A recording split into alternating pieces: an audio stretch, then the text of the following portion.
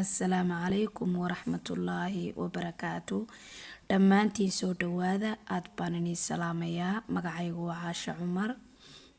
Waxaan ahay hooyo aad maanta u faraxsan oo nolosheedii bedeshay oo maanta maaragtay dhowr iyo 30 kiilo jidhkeeda ka saartay oo aad ugu faraxsanahay. Dad badanna aan jecelahay inay maanta isbedelka iyo farxadda maanta aan haysta iyaguna haystaan.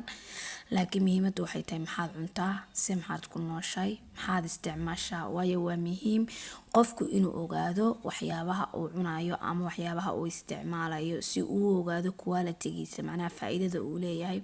Waayo haddii aan control yeelan weyno oo wax kasta iska cuno, waxaa iman kara in jirkeenu faadka ku bato, waxaa iman kara in cagu ku dhudhuma, waxaa iman karta in maaragtay jirkaagu kala noqnoqdaan, in maqaarkaagu isbedelo.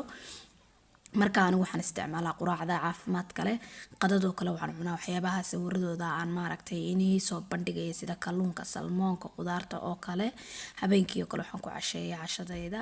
Faiska waxaan marsadaa maaski.